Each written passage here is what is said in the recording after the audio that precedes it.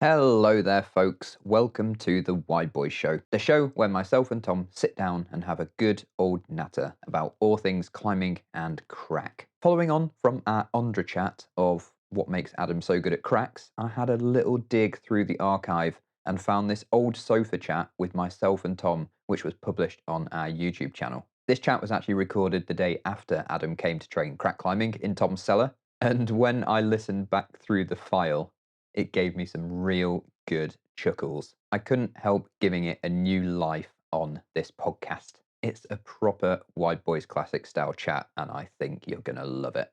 Also, before we get into the chat, I wanted to let you know that we now have a new members community. So if you are interested in listening to exclusive podcasts and have the chance to ask us questions to get answered on our Members Questions podcast, then come and join us. We've got full-length episodes in there of the best 2025 crack climbers, our 2026 predictions, chats about one of our favourite new trad stars, Connor Herson, and his new crackline Drifter's Escape, plus some member discounts on sign up and some extra content which didn't hit our YouTube channel. So if you're keen, I'll leave all the info in the show notes, and we are really looking forward to meeting you inside the community. Right, folks, let's take it away with this old school classic Wide Boyz sofa chat.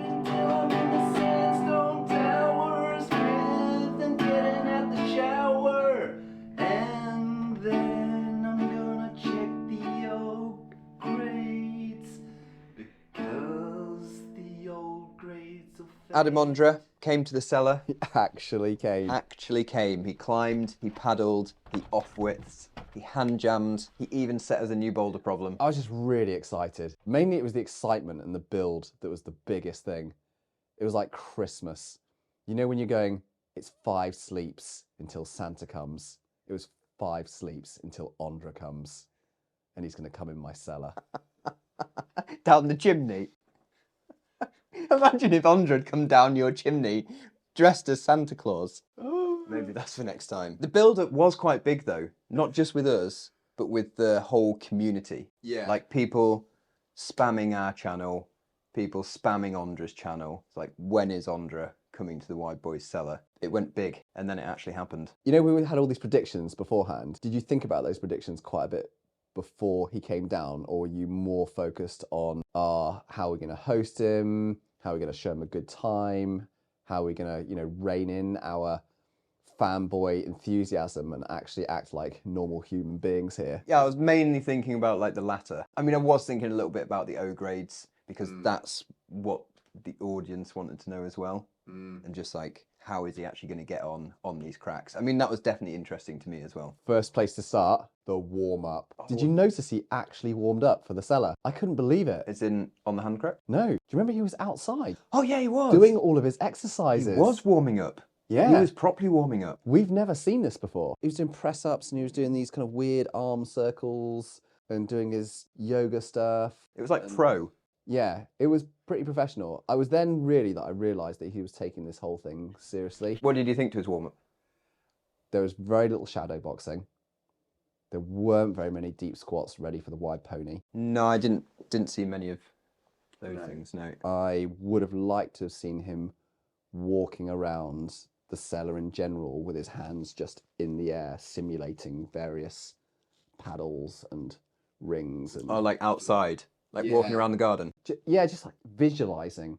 Because you know how strong he is with visualising, so I just would have liked to seen him just flipping and playing around with hand moves. Would have been nice. Yeah, that would have been nice. Yeah, I would have filmed that as well. Yeah, I'm sure you would. And then we took him into the back room, way at the back, where there's the monos and there's our now famous change drop knee. Were you disappointed that he didn't think it looked like change? I was a little disappointed because I thought he would have been... I think he saw through it, basically. He thought, here's 2 guys, they whacked a couple of volumes on the ceiling. And it's nothing like change. Nothing like change. Like change? Like where the fuck there is a mono finger lock? I don't know. I thought it was actually quite classic when he walked through the door that he thought it was way cleaner than he thought it was going to be. Yeah. And then it was funny because you'd spent like the day before cleaning it up. I'm actually disappointed. It looks like more more like a posh climbing gym. It's not enough underground. Feels almost like too clean. You should have seen it about 4 days ago before they started clearing it up. I can imagine. It's kind of like we should have left it. But then we did run the real risk of injuring the world's best climber. People have come out of that cellar injured. I mean, James Pearson's still got the scar on his back. I think it was a good move by us, but maybe he felt slightly disappointed. I don't know. I got the sense that he did actually appreciate the history and the everything we'd used in the past to train on. That was kind of cool to see him actually appreciate it, because we're obviously really into it and we spent a lot of time down there, and it was nice to see someone grasp what we were into really quickly. And I felt like within 10-15 minutes he was definitely going to be into having a good session with us down the cellar, and it was going to be a good psych session. Did we put him on the standard warm-up crack to start with? Yeah, standard warm-up crack. I think he was the first person or first guest to flash it. 7A plus One Direction, 7B plus there and back. What do you think of his shoe selection? Yeah, so he'd brought speed shoes, hadn't he? But he hadn't brought them flat and big enough.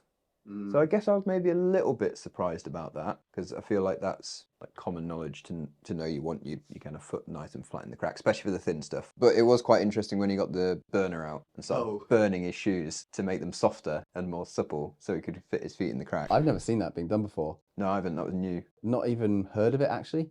No. That was a brand new tactic. Are you going to take a stove out to Indian Creek next time? I mean, why not? Yeah, so how do you think he, like the sentry box? Because initially we just got him doing there and back, I think, just to get the idea and show him the technique for sentry crack. Because Adam is actually one of the very few people who said, yeah, I could be keen on sentry crack one day. What do you think to that? I think I told you ages ago I'd been at Kendal Film Festival and gone out in the evening for dinner with him. Yeah. And he'd said that he was really quite keen for it. And I couldn't believe it.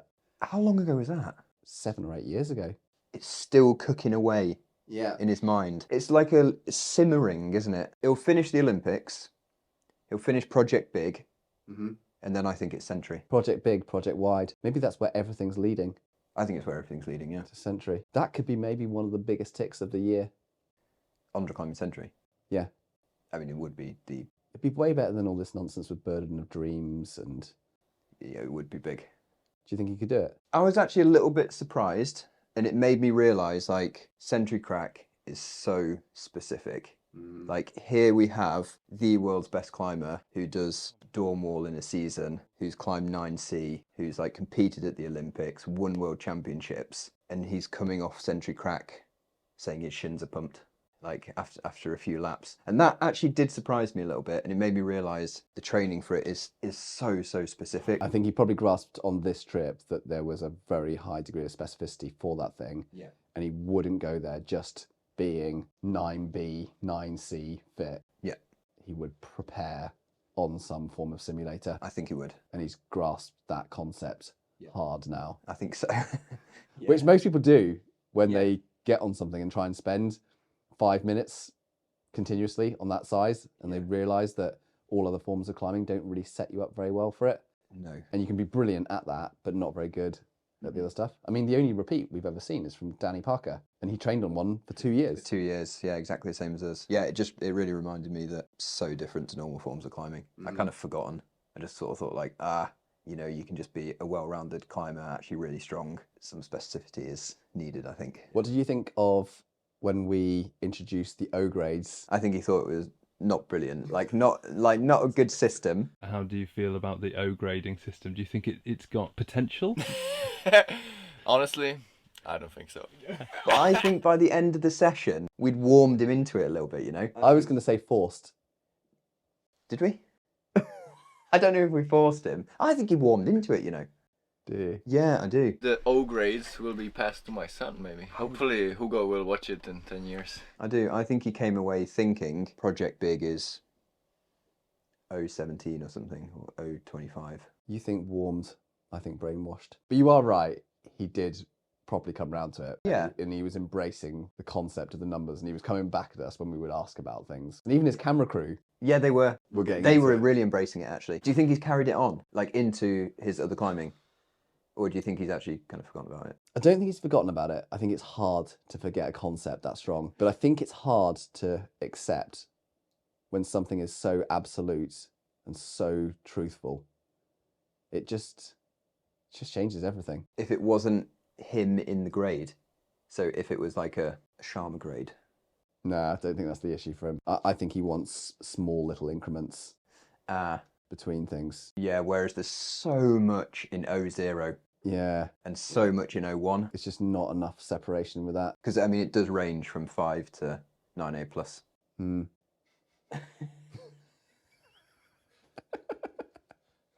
When you put it like that, it potentially just seems like some small flaw in it. What? No, I don't think there's a flaw in that. It can appear that way. It could appear that way. Yeah. It all just has to change according to Adam publishing more on his O grades. I wonder if we could get him to do that a little bit more. Just like, okay, I give this 9B, but this one also was an 04. Every single flipping post that he puts out from now forward, we comment on the post and say, but what's the O grade? You know what the great thing about this, the grading system, I've just realised when I said that, it covers everything. Nobody has to worry about, oh, what does 512 relate to in French grades? And what does French grades relate to in a boulder grade? And what does this V grade relate to in that? It's just O across the board. Boulders, alpine, trad, Everything. sport. It's just a universal reference system. And it's going to be so good when his son comes through. For the second generation. Yeah, that would be big. That would be big. We've had Ondra in the cellar, but recently we've also had Stefano and we've had the Bows, Will Bosey. 3 of the strongest climbers that there are on this planet right now in the cellar within the last year. Ondra is the king when it comes to the cellar. I think so. I was actually quite impressed with Stefano and Will when they went down there. I know Will said he got further on his link than he'd ever done before. It was funny actually because he came down the cellar and then went and did Burden of Dreams. So maybe that was the key session, you know. They do say those kind of things. Yeah. Yeah, Cellar's got a lot to answer for. Look at all of our massive boulder ticks off the back of climbing down there. Huge boulder ticks. I mean, the sheep? no, I never did that. Yeah. I got called out for French starting it. Oh, did you? Yeah, I did, yeah. Oh no. Well, that's it. That's all I can think of. Hello, just chiming in here to let you know that our new Master Jam Crack gloves have just launched and you can find them on our website. We've been working on these gloves for the past few years now, testing different rubbers, finding the best compounds for stickiness, sensitivity and ergonomics. We've also completely reshaped the glove compared to our first model to fit and move with the hand more freely because, as you know, getting your hand into all the correct positions for jamming is incredibly important. So if you are keen to try them out, I'll leave a link in the show notes which will take you straight there. Oh, and also if you do get a pair and use them, feel free to tag us on any social media as we really love seeing what cracks you're up to and where you're jamming. Okie dokie folks, happy jamming, back to the show.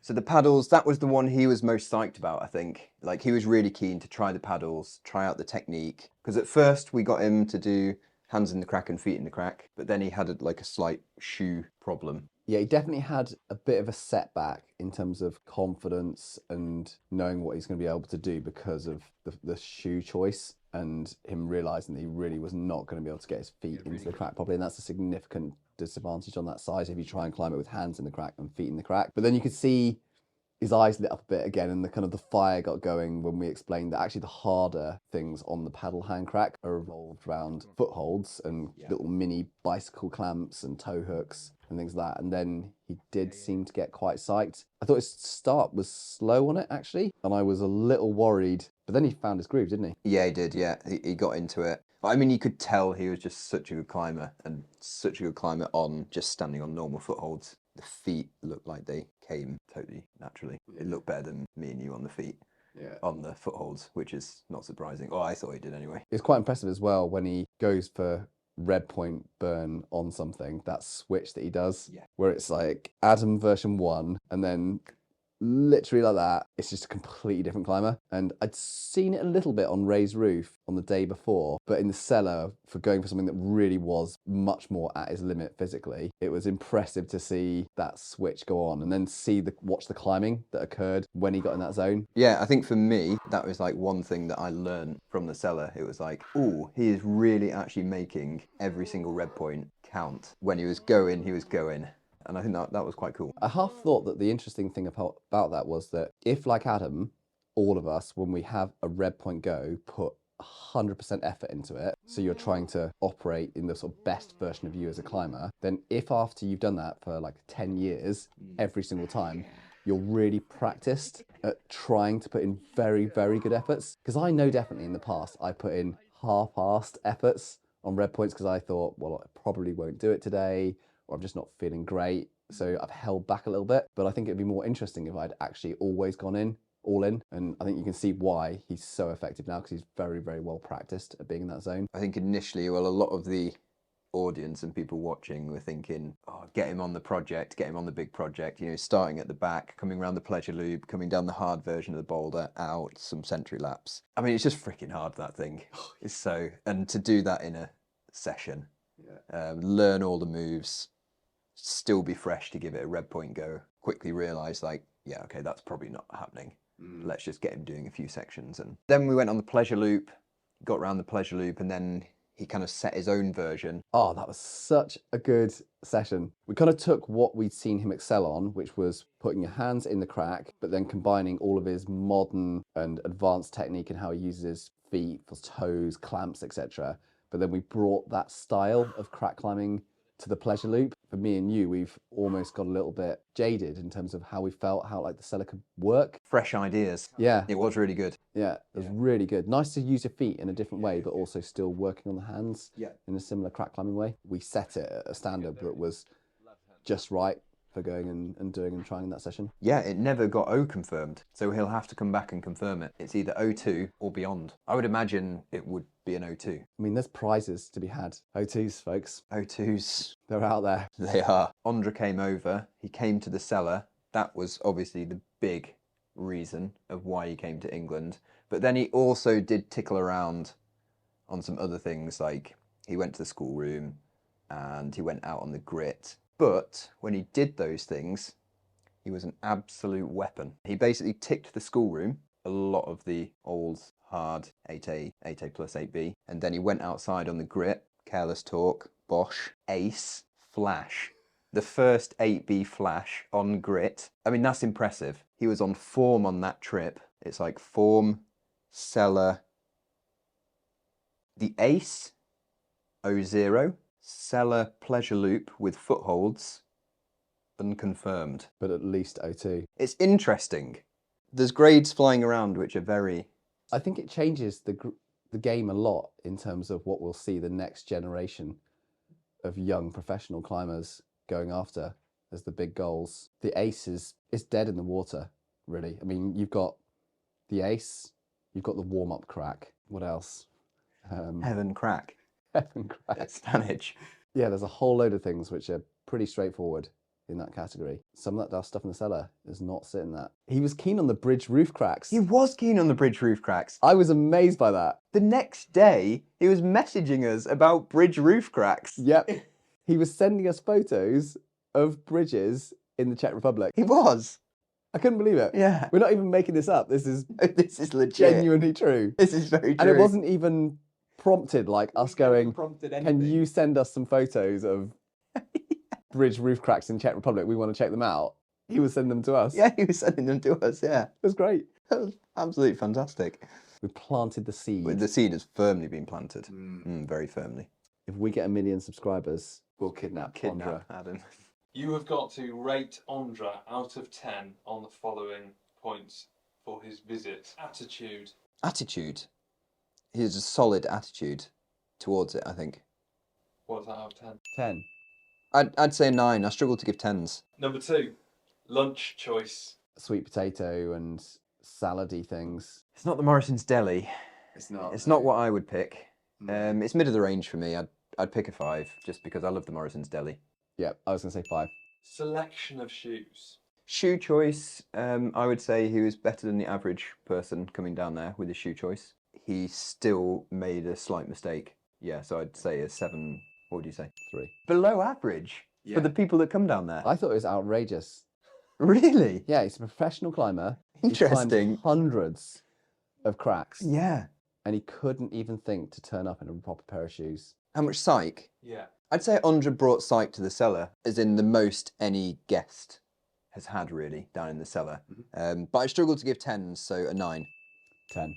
Gift selection. You know what? The holds made the funnest problems we've done down there. It really did. Yeah. But I struggled to give 10s, so I'm going to give a 9. 10. Likelihood of a return. Maybe if he was passing very, very closely. And when you say closely, he'd be passing in the street, dropping off a parcel at someone else's house. I'd say 8. An 8? I'd say an 8. That's outrageous. Is that high? That's way too high. Is that high? Yes. I'm going 8. Because he could be in Sheffield again. You can't give an 8. Can I not give an 8 for that? Mid of the range then, 5. No, I can pick my own score. I'm giving an 8. I'm giving an 8. Fine, a 3. No, I'm sticking with 8. I'm sticking with my guns. I said if he was passing the area close by, if he was dropping a parcel like just down the road, that would be an 8. I think it would stop for a session. 2. Lowballing. Overall success. I mean, of the stuff we've done down there, he maybe did 20 or 30%. So like a 2 or a 3. 2 or 3. I mean, that's harsh. Is it? It was a great success, but I don't know how to score it. I mean, it was a great success in what he tried. I Then think it was you like just an did 8. score it. It was a 3. I'm going on the side. I'm going on the side of 30% of the cellar being ticked. That's a really good score in one session. What are you going for? 10. You're going to 10. You've really highballed it. But we're right at the other ends of the scale here. I just see success in a completely different way. O grades were confirmed as being a legit That's a fair point. grading system. He actually turned up. As a whole package, Yeah. Ondra in the cellar, then it was a 10. Yeah, it was a dream come true for me. Okay. And I think that was one of my highlights of that day. Effort.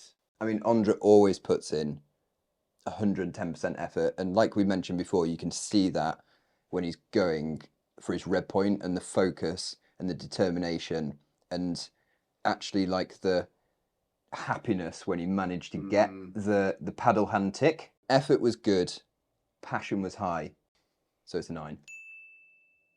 4. A 4? Sentry. It just let the whole thing down at the end. Really? Yeah. So out of my weighting, 5 of it was allocated to Sentry and his effort on that. Okay. And then 5 of it was to the rest of the cellar. like the project stuff, the hard things. So Yeah, I thought okay. he basically got a solid 4 out of 5 on the others. Okay. I feel bad. No, I feel bad. 5. 5. So you give it a 1 and a 4. Grit performance. Out on the gritstone, I mean, he flashed the hardest ever grit flash that there's ever been. It was incredible. And flashing the ace as well. Yeah, it's kind of mind-blowing, like, flashing that thing. Struggled to give 10 to 9. 10. Hairstyle. Hairstyle. Hairstyle of Ondra. Hair. I don't even know what he does with his hair. No, I don't. Is that a thing everybody wants to know? Isn't it? Does he? It's like your hair, but darker brown. I guess so. It's a bit curly. Middle of the road, 5. I barely even noticed it, so I'm going to go for a 5. Okay, folks, the Ondra series in the cellar is over. Firstly, massive thanks to Adam for actually making the trip, coming to the cellar. Adam, for us, it was total dream come true. Yeah. Come down there, climb with us, do some crack climb. Yeah, just flipping awesome. Tom, anything else to say? No. Over and out.